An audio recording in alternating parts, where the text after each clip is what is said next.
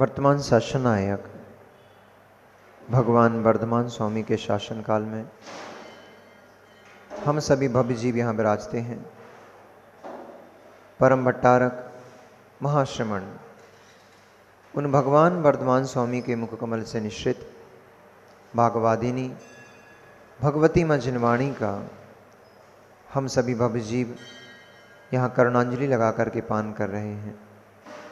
यह भागवादिनी यह भगवती माँ जिनवाणी सभी जीवों का कल्याण करे, सभी जीवों का मोक्ष मार्ग प्रशस्त करे। जीवन के किसी भी पल में वैराग्य उपज सकता है। संसार में रहकर प्राणी संसार को तज सकता है। जैसे मृत्यु का समय निश्चित नहीं है, मृत्यु का काल निश्चित नहीं है। यम कब आपसे रुष्ट हो जाए और किस समय कब आकर आपके द्वार पर दस्तक देने लग जाए, ऐसे ही वैराग्य का कोई समय नहीं है। किस क्षण किस स्थान पर किस निमित्त से इस जीव के अंदर वैराग्य की कणिका फूट पड़े, कोई निश्चित नहीं, कोई भरोसा नहीं।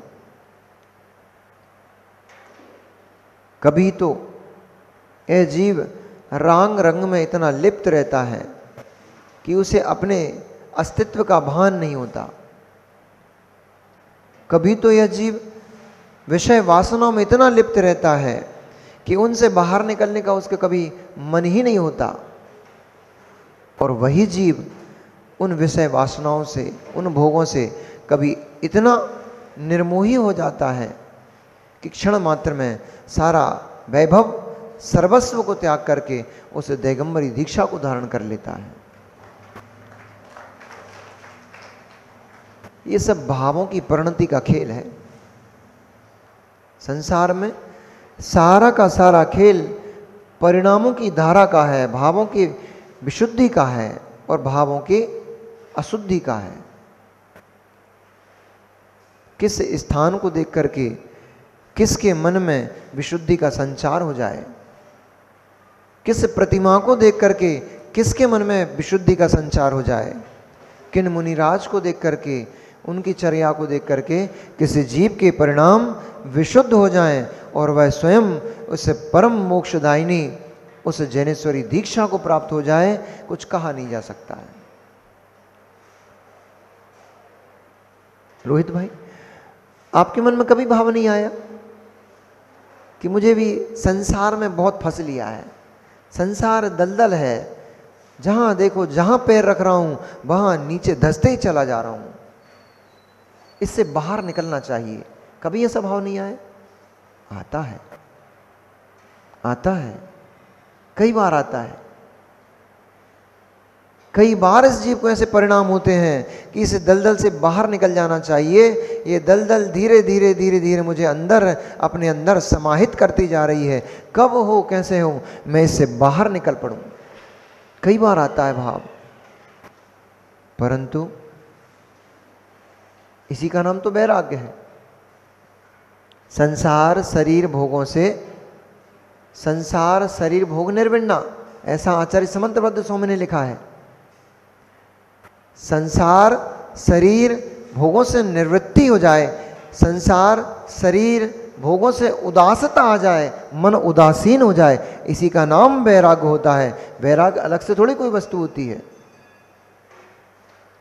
जिनमें आसक्ति चल रही थी उसी में विरक्ति का हो जाना, इसी का नाम वैराग्य है। इंद्रियों को भोगने की आकांक्षा चल रही थी, उससे उदास हो जाना, इसी का नाम वैराग्य है। कई बार आता है इस जीव के जीवन में। राकेश जी, कई बार वैराग्य आता है, लेकिन उस आए हुए वैराग्य को जीव संभाल नहीं पाता है, इसलिए वहीं पड़ा मिलता है जहां पड़ा था। उस एक क्षण में आए वैराग्य की कणिका को यदि यह जीव संभाल ले तो फिर भगवत्ता इसके हाथ में है। फिर भगवान बनने से इसे कौन रोक पाएगा? शमशान घाट गए, शमशान घाट गए, वहाँ जलते मुर्दे को देख करके संसार की असारता देखने लग गई, संसार असार देखने लग गया। ओह, संसार की क्या दशा है, अभी तो मेरे साथ घूमा करता था, अभी तो मेरे साथ मौज मस्ती किया करता था, मेरे साथ भोजन किया करता था, मेरे साथ बहुत सुंदर सुंदर बातें किया करता था, कल ही तो हम साथ में खड़े होकर के एक साथ पूजन कर रहे थे, और आज इस भूतल से यह जीव गमन कर गया, अब मुझे कभी ये दिखाई नहीं देने वाला है। उसकी ऐसी अवस्था को देख करके, उस जलती हुई चिता को, मृत शरीर को देख करके जीव के अंदर वैराग्य की कणिका फूट जाती है। उसे पूरा संसार असार दिखने लगता है। क्या भोग, कितना कमाया, कितना भोगा, सब पड़ा रह गया, कुछ भी नहीं ले जा पाया। वो देखो सब सामने पड़ा हुआ है, पर जीव चला गया। जिस देह में राग किया था, जिस देह में राग किया था, जिस देह को न जाने कितने कितने प्रकार के सौंदर्य उपकरणों से सजा करके इसको इसमें राग करते फिर रहा था, वो शरीर पड़ा पड़ा सड़ रहा है, धू धू करके जल रहा है। कुछ भी इसमें से साथ नहीं ले जा पाया, कुछ नहीं साथ में ले जा पाया, सब चला गया। सब यही पड़ा है, जो करने वाला था वो चला गया। ऐसी अवस्था को देख करके जीव के अंदर वैराग उत्पन्न हो जाता है। और जैसे ही घर पहुंचा, जैसे ही घर पहुंचा, वहां पत्नी का चेहरा दिखाई दे गया और घर में आंगन में खेलते हुए बच्चे दिखाई दे गए। बस वो वैराग्य, शमशान घाट का वैराग्य शमशान में ही छूट गया, अथवा थोड़ा साथ में चला तो घर की देहरी तक आया, और घर की देहरी पे आकर वह शमशान का वैराग्य छूट गया। अंदर पत्नी के चेहरा मुख देखते ही पुनः उसी में आसक्त हो गया। बच्चों की अटखेलियाँ देखते ही, बच्चों की नादानियाँ देखते ही पुनः उसी में मस्त हो गया। वो सब वैरागी की बातें विलीन हो गई, संभाल नहीं पाया। उस वैराग को बांध लेता, उस वैराग को अपने में जकड़ लेता, रख लेता उसको अपने पास, तो फिर उसको ये संसार की बातें फिर रुच करने लगती, फिर नहीं रिझाती। ऐसा कई बार वैश्रवण के मन में भी वैराग उत्पन्न हुआ था, पहली बार नहीं हुआ। कल युद्ध स्थल पर जब दशानन उसके समक्ष खड़ा हुआ था, तब वह दशानन से निवेदन कर रहा था, हे दशासन, हे दशानन, हे मेरे अनुज, ये संसार की सारी वस्तुएं भोगने लायक नहीं है, भोगने योग्य नहीं है। तू व्यर्थ ही इन संसार की वस्तुओं के लिए मुझसे युद्ध करने आया है। किसकी आज्ञा, कैसी आज्ञा, किसका धन, किसकी संपत्ति, कैसी संपत्ति? जिस संपत्ति को हम अपना कह रहे हैं, जिस संपत्ति के लिए हम यहाँ युद्ध भूमि में एक दूसरे के ऊपर तलवार लिए खड़े हुए हैं, इस भूमि पर कितने बड़े बड़े सुभट, बड़े बड़े योद्धा होकर चले जा चुके हैं। इस भूमि ने कभी आज तक किसी को स्वीकार ही नहीं किया है, और हम इस भूमि के टुकड़े के लिए लड़ने के लिए तैयार हैं।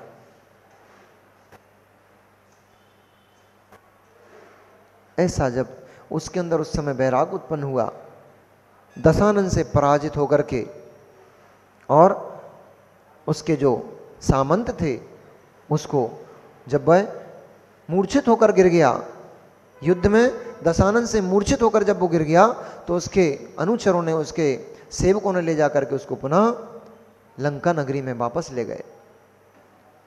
दशानन ने भी जाना, अब जब पीठ दिखाकर भाग ही गया है, अब जब हार स्वीकार ही कर ली है, तो ऐसे शत्रु का पीछा क्या करना जो मुंह छुपा करके भाग गया हो। वीर पुरुष कायरों का पीछा नहीं करते हैं। ऐसा जानकर दशानन ने भी युद्ध से अपना मुख फेर लिया और पुनः अपनी स्वयं प्रभ नामक नगरी में जाकर के पुनः भोगों को प्राप्त हुआ। उधर विजय पताका को लहराते हुए अपने नगर में प्रवेश करता हुआ दशानन ऐसा प्रतीत हो रहा था जैसे साक्षात इंद्र ही इंद्र सभा में प्रवेश कर रहा हो। बहुत वैभव, बहुत उत्सव के साथ दशानन ने अपनी नगरी में प्रवेश किया। चारों तरफ उसकी जय जयकार हो रही थी। नगर के जितने लोग थे वे दशानन की जय जयकार करते हुए उससे कोई तो चाह रहा था कि इस वैश्रवण विजयी का स्पर्श मात्र मुझे हो जाए, कोई चाह रहा था इसकी दृष्टि ही मुझ पर पड़ जाए ताकि मैं संतुष्ट हो जाऊं, मैं कृतकृत्य हो जाऊं। कोई चाह रहा था दशानन मेरे लिए कुछ अच्छे शब्द तो बोल दे, तो कोई चाह रहा था दशानन, कोई चिंतन कर रहा था दशानन कितना वीर पुरुष है, वैश्रवण जैसे महाशक्तिशाली योद्धा को क्षण मात्र में परास्त करके आ गया है और अपनी पैतृक संपत्ति अलंकारपुरी जिसका नाम लंका था, उस लंका को पुनः इसने विजय कर लिया है। कितने कितने कितने कितने वर्ष निकल गए पर कोई ऐसा युद्ध नहीं था जिसने कि उस नगरी को वापस छीना हो, पर दशानन ने अपने पौरुष से, अपने बल से उस लंका नगरी को पुनः शत्रु के हाथों से वापस छीन लिया। कोई ऐसी चर्चाएं कर रहा था। हमें मालूम था कि कोई ना कुल में ऐसा पुत्र सपूत उत्पन्न होगा जो कुल का अलंकार बनेगा। ऐसी विभिन्न विभिन्न प्रकार की चर्चाएं नगर में लोग करते जा रहे थे और दशानन के पीछे भागते भागते चले जा रहे थे। इस बड़े उत्सव, बड़े वैभव के साथ दशानन ने अपने नगर में प्रवेश किया और परिवार के सभी जन ने उसका नहवन किया, उसका स्नान किया, उपटन आदि का लेपन किया और सभी ने मिलकर के प्रीति भोज किया। युद्ध में किस प्रकार की चेष्टाएं हुई, युद्ध में क्या क्या हुआ, एक दूसरे से इस प्रकार के वचनों के द्वारा एक दूसरे को संतुष्ट किया जा रहा था। सभी लोग दशानन से भी अपेक्षा कर रहे थे कि कुछ दशानन भी युद्ध के बारे में कहेगा, पर दशानन को तो उस समय अब युद्ध नहीं दिखाई दे रहा था। उसको तो मात्र अपनी दृष्टि में अपनी पैतृक संपत्ति वह अलंकारपुरी झलक रही थी कि कब हो कि मैं उस अलंकारपुरी में वापस अपने पूरे परिवार, अपने पूरे पुरजन, साथी, नगरवासी सभी को लेकर के पुनः उसी स्थान पर जो मेरी पैतृक संपत्ति है उस संपत्ति को मैं पुनः सुशोभित करूंगा। उसकी नजर में तो केवल केवल लंका ही लंका दिख रही थी। ऐसा चिंतन करता हुआ, सुंदर सुंदर बातों से सभी को संतुष्ट करता हुआ दशानन अपने महल में, जैसे सरोवर में कमल सुशोभित होता है, जैसे सरोवर में खिला हुआ कमल सुशोभित होता है, ऐसे ही सब नगरवासी और पुरजनों के बीच में वह दशानन बीच में बैठा बैठा शोभा को प्राप्त हो रहा था। इधर अलंकारपुरी में जिस प्रकार से पुष्प वृक्ष से पतित होकर के शोभा विहीन हो जाता है, जिस प्रकार से पुष्प वृक्ष से पतित होकर के शोभा विहीन हो जाता है, गलने लग जाता है, जिस प्रकार से घट जब तक सही रहता है, सलामत रहता है, तब तक घट मस्तिष्क पे धारण किया जाता है, शोभा को प्राप्त होता है, लेकिन घट नीचे गिरकर फूटते ही शोभा विहीन हो जाता है, वही घट खप्पर में बदल जाता है, अशुभ का सूचक हो जाता है। जैसे कोई विशाल सरोवर कमल रहित हो, पुष्प रहित हो तो उसकी शोभा नहीं हो पाती है, ऐसे ही वह वैश्रवण दशानन के हाथों से हारकर पराभव को प्राप्त होता हुआ और अत्यंत दुखी था, साथ ही साथ वैराग्य से भी भरा हुआ था। एक तो अजेय राजा किसी के द्वारा पराजय को प्राप्त हो जाए, उसके लिए तो मृत्यु से बड़ा दंड है। मृत्यु दंड भी इतना घातक नहीं होता है, मृत्यु दंड भी इतना कष्टकारी नहीं होता है। किसी सुभट का किसी योद्धा से हार जाना उससे कई गुना अधिक कष्ट देता है। अपने शत्रु रूप भाई से यद्यपि उसका युद्ध करने में चित्त नहीं था, तब भी रावण से प्रेरित होकर के दशानन ने उसको अपने कटु शब्दों से प्रेरित किया युद्ध करने के लिए, फिर भी मन रहित युद्ध करने से वह पराजय को प्राप्त हुआ। ऐसा वैश्रवण अंदर ही अंदर चिंतन कर रहा था, मैंने कितने बड़े बड़े सुभटों को अपनी इन बाहुबलों से उखाड़ के फेंक दिया। कितने कितने योद्धा आकर के मेरे सामने शीश झुकाकर खड़े होते थे। कितने कितने मुकुटधारी बड़े बड़े राजे महाराजे मेरी आज्ञा के अनुचर थे, मेरी आज्ञा के नीचे जीते थे। कितने ही तो मुझे प्रसन्न करने का प्रयास करते रहते थे, किंकर की भांति मुझे मीठे मीठे शब्दों से खुश किया करते थे।